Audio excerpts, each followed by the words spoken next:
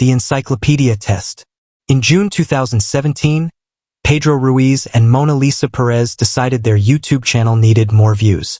Their wholesome family videos weren't working, so they switched to pranks. The numbers went up. Pedro figured if pranks worked, extreme pranks would work even better. So, he came up with a simple test: see if a book could stop a bullet. He would hold a 1.5-inch encyclopedia to his chest. Mona Lisa would shoot it from 1 foot away. Simple. They set up cameras and invited over 30 friends to watch. The gun they chose was a Desert Eagle, one of the most powerful handguns in the world. She pulled the trigger. The bullet went straight through the book and killed Pedro instantly. Mona Lisa called the police and claimed she'd accidentally shot her boyfriend. The footage said otherwise. She pleaded guilty to manslaughter and got 180 days in prison. The video went viral worldwide, just not how they planned. Who wants some of this? It was 2004 in Wales when a young man invited friends back to his apartment after a night of heavy drinking. The party continued at his place, and that's when he got a brilliant idea. He pulled down his trousers and stuck himself out the window, yelling, "Who wants some of this?" to the street below. His friends grabbed him before he could fall out of the 3-story window. The next morning, he admitted it had been pretty stupid.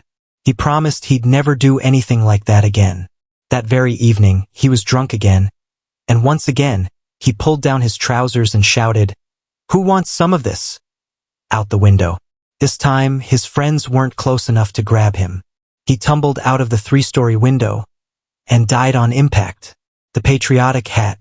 On July 4, 2024, in Summerville, South Carolina, Alan Ray McGrew decided to take his patriotic costume to the next level. The 41-year-old HVAC technician was hosting a neighborhood block party dressed in a red, white, and blue Uncle Sam outfit, complete with a tall hat. The drinking started around 6 p.m. Fireworks were planned for the evening. Alan loved his country and looked forward to celebrating each year. At around 10:20 p.m., Alan placed a large firework right on top of his Uncle Sam hat. His wife, Paige, thought he was just joking. Surely he wouldn't light it. He had already lit it. The firework exploded, causing what paramedics called massive head trauma. Alan was dead instantly. He had become his own fireworks display. The DIY bungee jump. On July 12, 1997, 22-year-old Eric Barra decided to go bungee jumping on his day off. He couldn't find any bungee jumping places nearby, so he figured he'd make his own. He picked a railroad bridge in Lake Acadink Park, Virginia. It was 70 feet high, perfect for a homemade jump. Eric tied together several bungee cords and reinforced them with duct tape. He thought he was being safe. He tied one end around his leg and the other to the bridge. Then he jumped. There was just one problem. Eric never considered that bungee cords stretch when you fall. The cords he tied together were already a few feet shorter than the bridge height.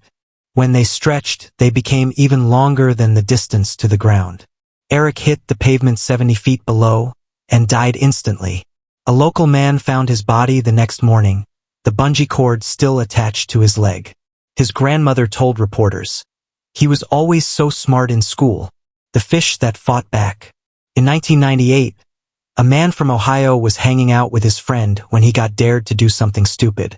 His friend was cleaning a fish tank and said that one of the fish, about 5 inches long, had been eating all the others.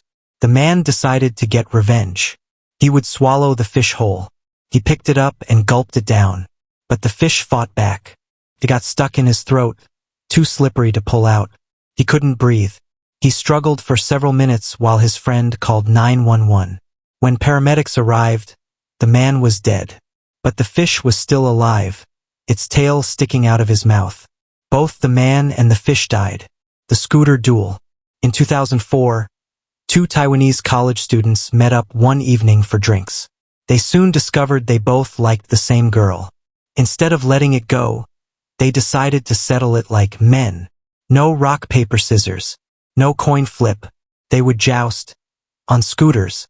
The rules were simple. Ride straight at each other at full speed, and whoever turned away first would lose. No helmets. No safety gear. They hit 50 miles per hour. Neither wanted to chicken out. They collided head-on. Both died instantly. Later, someone asked the girl about it. She said she wasn't interested in either of them anyway. They both died for nothing. The falling dog.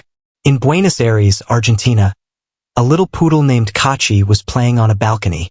The dog slipped and fell 13 floors down to the street. Kachi landed directly on the head of 75-year-old Marta Espina, killing her instantly. But that wasn't the end. A woman named Edith Solo came over to see what happened.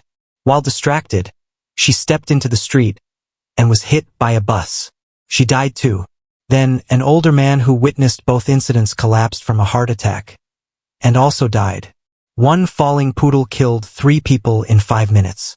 Kachi the poodle may have the highest kill count of any dog in history. The lava lamp. In 2004, 24-year-old Philip wanted to use his lava lamp. He plugged it in and waited. Nothing happened. Impatient, he placed the lava lamp on a hot stove to speed things up. Big mistake. Lava lamps are only designed to handle up to 40 degrees Celsius. A stove gets much hotter. The lamp overheated and exploded. Glass shards flew across the room. One piece went straight into Philip's heart. He died instantly. Hold your Wii for a Wii. In 2007, Jennifer Strange, a 28-year-old mother of 3, heard about a radio contest in Sacramento. The prize? A Nintendo Wii for her kids. The contest was called Hold Your Wii for a Wii. The rules were simple: drink large amounts of water, and don't use the bathroom. Jennifer showed up with about 20 other contestants. One by one, people dropped out. Jennifer kept going. Bottle after bottle. Hours passed. She began to feel sick, but she refused to quit. Eventually, Jennifer won the contest and proudly took home the Nintendo Wii. But her body was in crisis. She went home feeling awful, called in sick the next morning, and hours later, she was dead. The cause? Water intoxication. Too much water had made her brain swell. Her 3 children lost their mother over a video game. Her family later sued the radio station and won $16.5 million in damages.